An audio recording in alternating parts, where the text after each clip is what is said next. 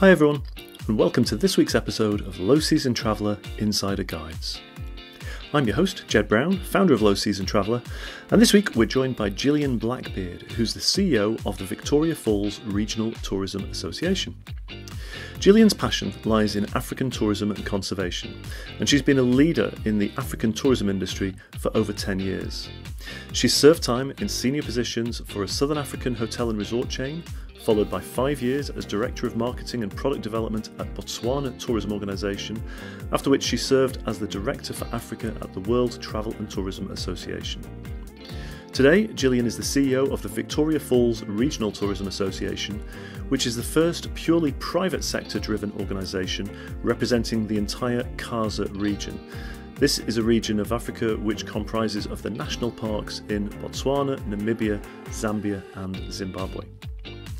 Gillian's passions, however, extend to conservation as well, as she's managed the Thokomela Endangered Wildlife Trust for 5 years and continues to support projects that link tourism with conservation. Over the past years, she's spoken at international conferences and events on the importance of intra-African travel, as well as the opportunities and challenges for the travel sector across the African continent. Having never visited the Kaza region myself personally, I was really keen to learn why this is a destination which we should all consider including in our collective wish lists. Enjoy. So, Gillian, you are most welcome to the Low Season Traveller Insider Guides podcast. Great to have you on the show. Thank you for having me. Thank you for having me on the show and being one of our wonderful partners in this wonderful region and destination that we have. So, thank you very much. And look, it's my honour to be a part of that as well. And I thank you very much for including Low Season Traveller. For all of our listeners out there, why don't you just give us a little bit of a background as to who you are and what you do, and a little bit about the project that we're talking about. Sure. So let's start really far back, on 8th generation from Botswana. I grew up in the region. I grew up in Botswana and went to school in Zimbabwe until I left and went abroad for a while. And I came back home to Botswana 11 years ago and started working in hotels and casinos. I did for 5 years. And then I had an opportunity to join the Botswana Tourism Organization, which is the National Tourism Board for Botswana. And I was responsible for all their marketing and product development. And at the time, we had some wonderful opportunities to do some amazing things. Some of the people involved in travel might have seen us when we were the partner country with ITB, or another time we took a group of 70 traditional dancers and put on a full Broadway show at the PlayStation Theatre in New York. I mean, really, it was a chance to grow the country to be more than just the Delta. And I did that for almost 5 years, which was fabulous. When I left, I went to work for the World Travel and Tourism Council, and I was their African director for the World Travel and Tourism Council, which was fabulous. I built their strategy, had an opportunity to engage across the continent, not just in Southern Africa, and saw many different aspects that even I didn't realize. Africa is so big and people perceive it as just this one big continent, one country type of thing. And it was very much, how do we market this as a unified Africa, yet talk about these wonderful individual, unique propositions in each country? And it was a fabulous challenge. And when I left, I was happy to move on. And I got a call at the beginning of this year when I was partly thinking of going to Rwanda tourism. And I wasn't so sure if I really wanted to go to Rwanda. People who know Southern Africa call it Africa for beginners. We have a really good lifestyle here. So I wasn't sure, but, always up for a challenge. And a former colleague of mine, Ross Kennedy, phoned and said, well, we're suffering in the Victoria Falls. We've reached some negative growth within our occupancies. We've had terribly bad press. Everyone's telling us that the Vic Falls is drying up, which it wasn't, but that was what was happening. And we'd really like you to form an association and help us out. And I came over and I said to him, look, I'm happy to do the association. I do suggest that you don't focus it just on the Victoria Falls. Let's do this as a regional wide association. Let's think like a traveler. Most people don't just travel to one destination, they see many of the destinations. And we formulated it around what was called the Kaza region, which really is a specific term for the national wildlife parks that are joined together, creating a free roaming space of over 520,000 square kilometers. And what you have is these big areas of national park, protected wildlife areas in Namibia, Botswana, Zambia, and Zimbabwe. It's also, interesting fact, a place where you can stand in 4 countries at once, the only place in the world that you can do that. So we modeled the association on the way travelers think. And the association itself was something to be proud of, and I don't think has actually happened anywhere else in the world. It was the first time you got a huge group of private sector partners who traditionally are competitors working together across national boundaries to market a destination. And in itself, this was just an amazing concept. So I've been doing this since we established it on the 26th of January. So that's a little bit about myself. I love that. I love that. So it's really fascinating for me. Well, for a number of reasons. First of all, that that you have all of these different partners from different countries, and like you say, that would all typically compete, and in other parts of the world, they would compete vociferously, actually. But to actually come together for that common good, I think that's it's incredibly commendable, actually, and it's probably quite rare, is it, to have that kind of a collaboration? I think it is rare. I did my research, and it doesn't really happen, certainly from a private sector perspective, anywhere else that I found. Even on a national level, there's very few national agencies that collaborate. And it just doesn't make sense to me. In a world where we know if you go together, things go better, why are we always competing? The reality is, if we don't adapt, we're going to lose the importance of destination marketing. And things need to change. So yeah, I think it is something quite commendable. And another thing that works so well about this association is that it works for the entire destination. So membership isn't just a specific sector within the tourism ecosystem. It's not just tourism properties per se.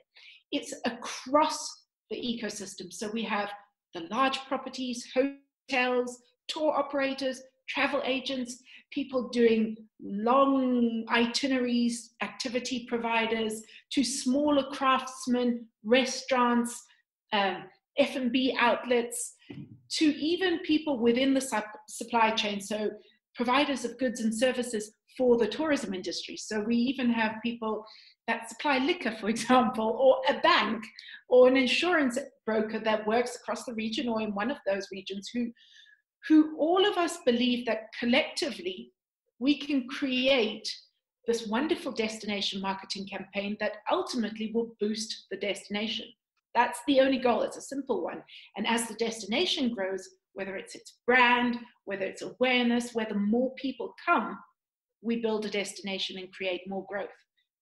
It is a simple thing, but maybe in its simplicity comes out the complications that we have. Yeah. It's intriguing, actually. It reminds me slightly of, I remember years ago having conversations with the Caribbean islands, and they always used to, Antigua would compete with Jamaica. So you speak to Antigua tourism and say, who's your competition? Oh, Jamaica. It was always the guys down the road, the guys nearest you, they're the competition. And I used to find it intriguing. So being based in the UK, which is obviously quite a big outbound market, I was always thinking, you know what, if I'm making a decision whether or not to travel to Antigua, actually I'm also, I could equally travel to the Kaza region. I could travel to Sri Lanka. I could be considering the Seychelles. I could be considering Greece. Actually, they're all your competition. And, you know, what the Caribbean then started to, you know, to grasp, and they did it really well, was, you know, actually sell the Caribbean first. Let's get people hooked on our region. Then we'll have a little bit of an infight as to what the itinerary is going to be and who's going to get what. But first of all, let's get them to the Caribbean. And I think that's what I really love about this approach that you've taken on for the Kaza region is, first of all, the Kaza region. Let's sell the Kaza region. Once we've sold them into the Kaza region, then we'll figure out who's going to take a tour where and everything else. But first of all, on a global scale, you know, we have to be competing with all of those other destinations.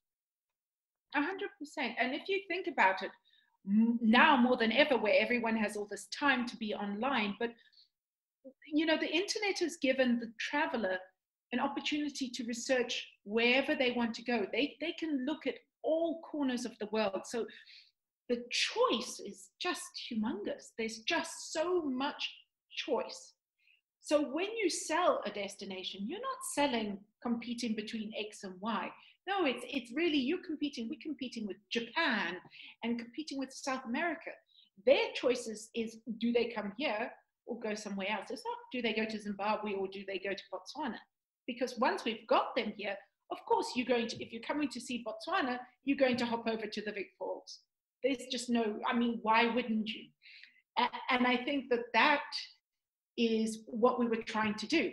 And then once you've hooked somebody, you've captured them, you've created the spirit of Africa, because once you come to Africa, you want to come again. And then you can start to outline possibilities of repeat travel, creating loyalty. And if they saw the Victoria Falls and Chobe National Park one time, then they might want to go to the Okavango Delta the next time. So it's a long-term plan. Once you've captured them in one place, it's then saying, okay, let's see where we can go. And another interesting thing was also saying, look, let's look at the routes. We know that pretty much 60% of our travelers are also going to want to add Cape Town, because that's just a traditional route that people do.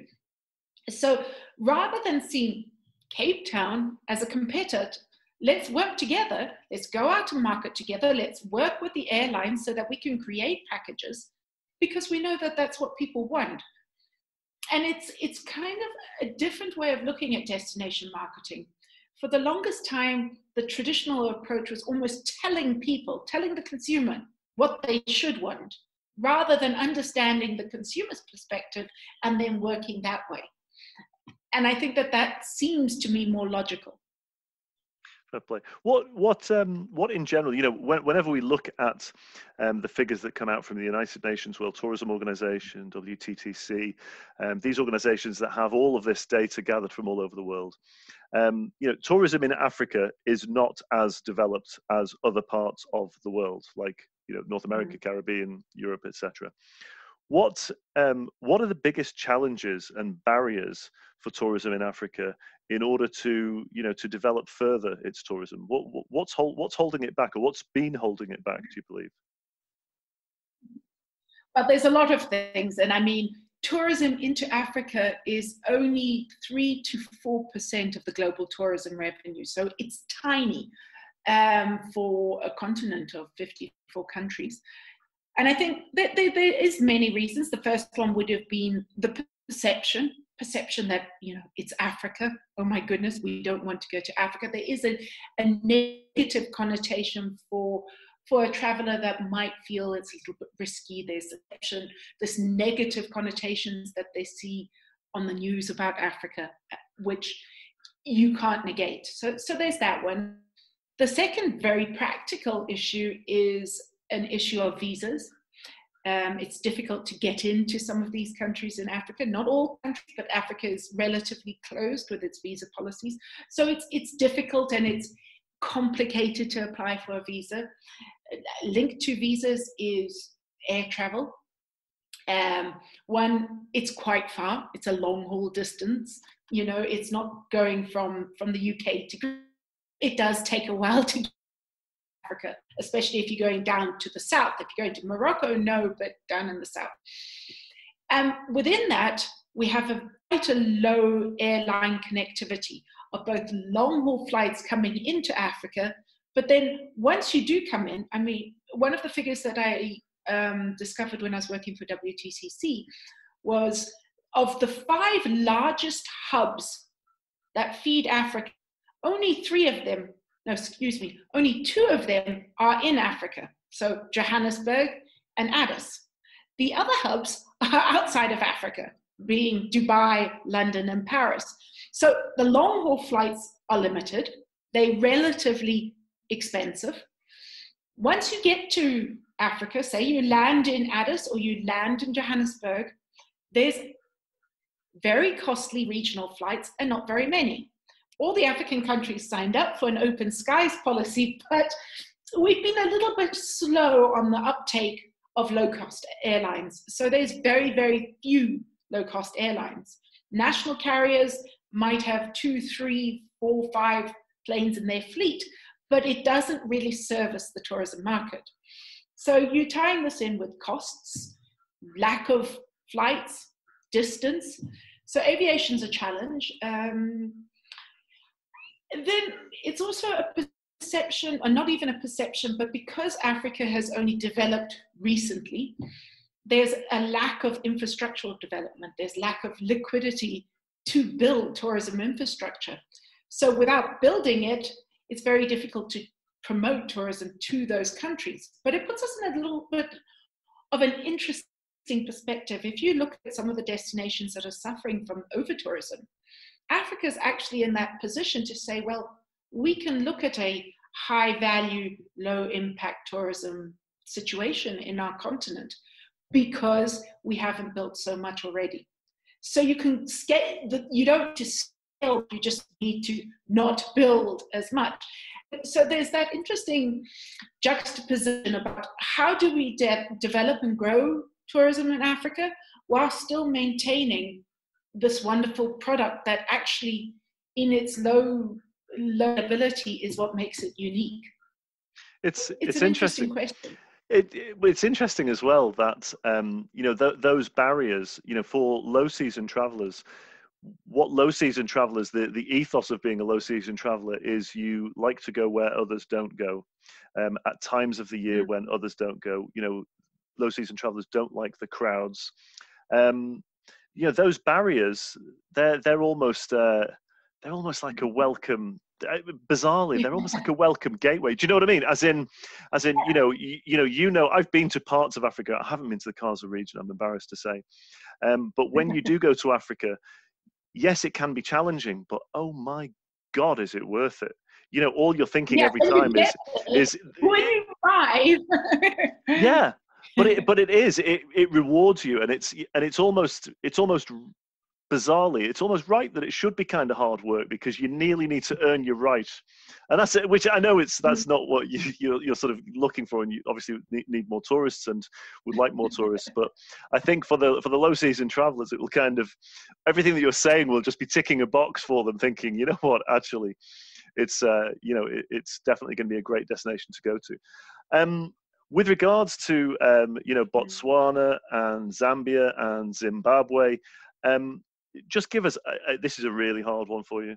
Give us an overview as to, why should people consider it for a vacation, and what is there to do for those that don't know it at all. So, for a lot of the UK market, traditionally we've kind of been familiar with Kenya and a little bit Tanzania and some of the safaris there.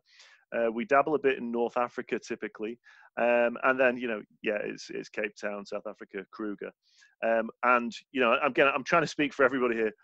We're aware that there's a load of other stuff there, but don't really know. It's like with the US, we all know the East Coast, we know the West Coast. In the middle, there's an awful lot of stuff, but we don't know a huge amount about it.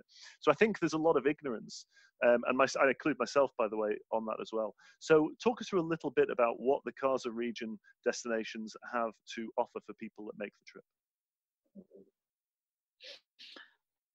So, and I think I'm going to talk about it from the perspective of a low season traveler. The first thing you would notice when you travel to Southern Africa more than any other African destination is space, wide open space. And it's something so important to us as tourism providers, is giving people that feeling that this is this wide open space and you're the only one there. And I remember when I used to do tourism tours, and I was speaking to travel agents, we used to say, I had a picture. One said tourism in one of those countries you mentioned, and there was one lion and about 30 vehicles. And then it said tourism in Kaza, and there was like a pride of about, 15 lion and one game drive vehicle. And really that shows you the number one reason why it's so wonderful to visit this region specifically. It's the space, and it's the untouchedness of the destination. It's also home to the Big Five. So obviously many people love to have that checklist. They've seen the Big Five. It's home to the largest population of African elephants. They estimate around 60,000 elephants live within that Kaza region. So it's huge. Where you go, you will see herds and herds of elephants. So these are the big key points. It's obviously home to one of the seven wonders of the world, of the natural world, Victoria Falls. And I can't explain to you, they call it the smoke that thunders, how majestic it is. You can't really understand the size and sheer scale of the Victoria Falls until you actually see it and you feel it and you hear it. It's just huge. And on top of that, you have this wonderfully lush river system that feeds the Victoria Falls, the Great Zambezi River. And on the other side, as that comes downstream, it goes through to Botswana, Namibia, and Angola. You have the Chobe River, which changes its name, which is another river system where all this wildlife just flops in there. You get Botswana, the Okavango Delta is a World Heritage Site. It's the only place you have a delta, a river going into a desert. And it's the only inland delta in the world. So you'll be driving, and it'll be masses of wide open savanna desert. And then all of a sudden there's water.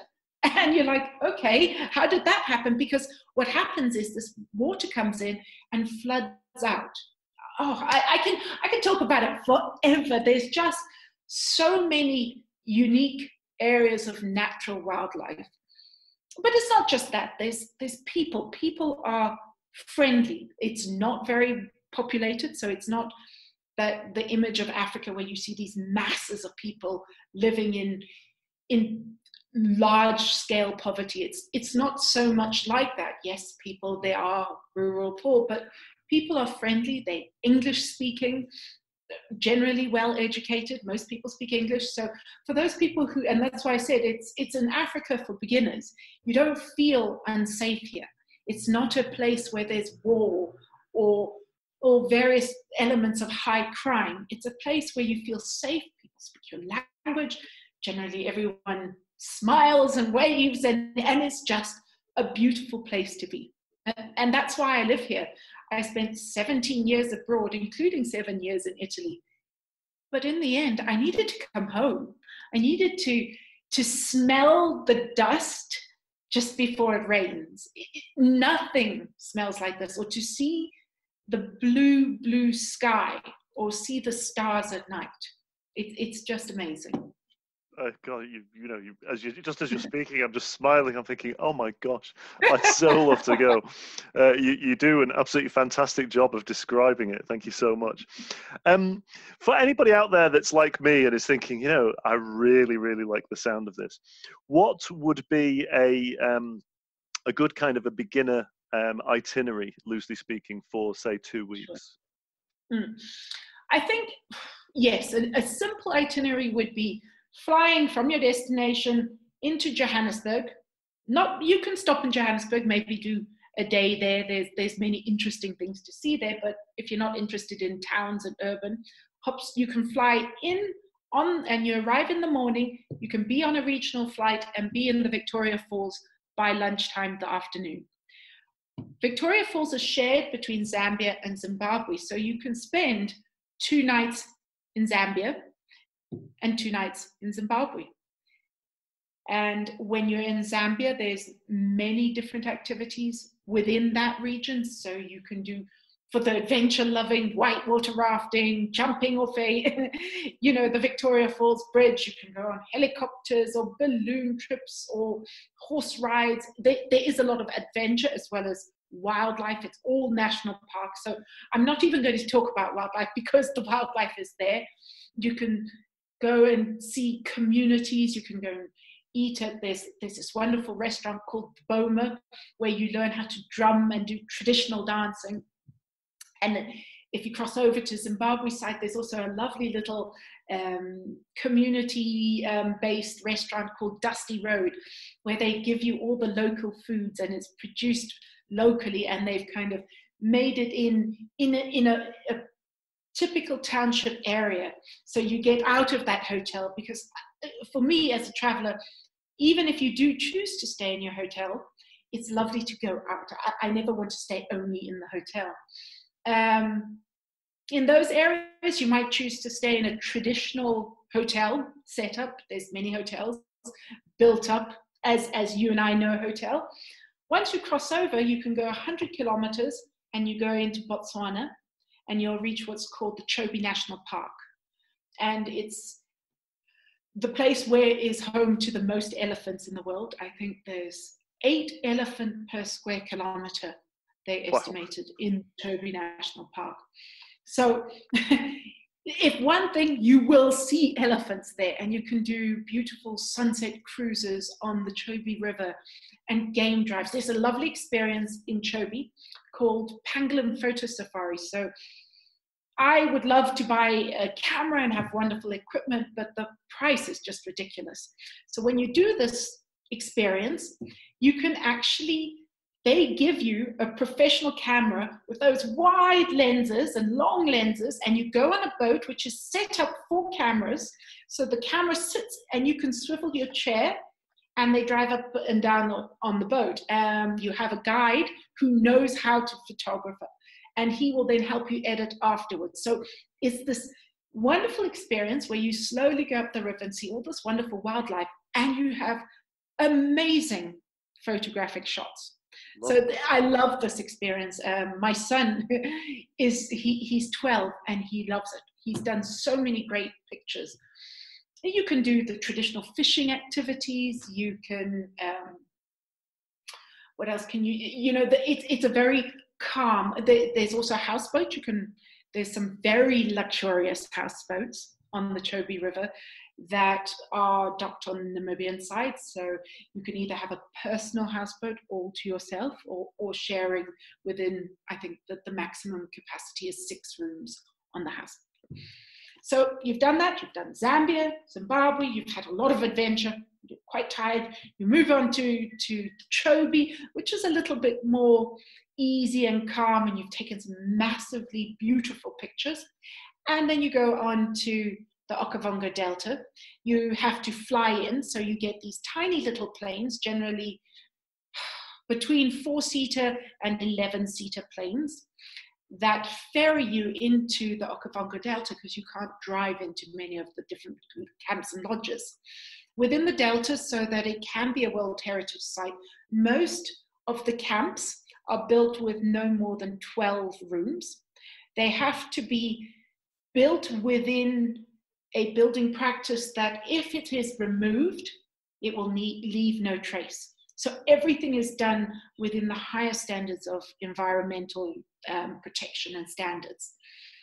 Saying this, it is not a camp like you think, it's not a tent. It might be a tent, but this is 5-star quality. It's extraordinarily luxurious. Some people's tents would be bigger than most people's apartments. Let me just put it that way. Your tent will have a private plunge pool in it, and butler service, etc. So this is my wife's kind of camping. Yeah. She'll be all over this. I don't know what camping. So you can do that, and yes, you do pay for it. So on the cost price, it is quite expensive, but you just have these unique experiences. And when you're in the Delta, they have this wonderful dugout canoe, which they call a mogoro. which you sit in the one place, and there's a man who poles it along. And what it does is it gives you a different perspective, because as you are poling along, you get to see a lot more of the smaller animals, frogs and birds. Yes, you might end up very close to an elephant and crocodiles and hippos, and I'm like, oh my God, what's going to happen if the crocodile comes? But no, saying that, I don't think that there's ever been an experience. So lovely experience. You can ride horses in the Delta if you're an experienced rider. You don't want to be just training. And another thing is just doing a helicopter ride, a different perspective from the air than what you see on the ground. Yeah. And really, I think then I always say that after that, then go to Cape Town. If you've come all this way and you haven't been, do end off in Cape Town, do the wine lands, enjoy a vibrant urban African setting. It's something very beautiful, and it's a nice end to that holiday. And then you can fly out direct from Cape Town back to where you came from. That would be a nice, easy in my opinion, a beginner's Kaza Southern African trip. You've sold it to me, Gillian. Book me up. Book me up. I tell you, I would absolutely love it. That's awesome. It was interesting. The first time I was ever in Africa was in Kenya. Did a sort of a drive to Savo, and my wife has actually always wanted to travel to Africa. She's never been because we haven't been as a family yet. And what struck me about being out on a game drive, and this is for, I guess, a lot of our listeners that might never have been on a game drive. They might never have done this kind of a holiday, a safari, whatever we want to call it. And what blew me away was the silence. I realized that, look, I'm living here just north of Manchester. It's not often, in fact, if ever, that I experience silence. And at nighttime, the sounds, okay, there's the noise of, whatever that might be, insects, whatever else. There's nature noises, but there's kind of a silence that, it was almost deafening.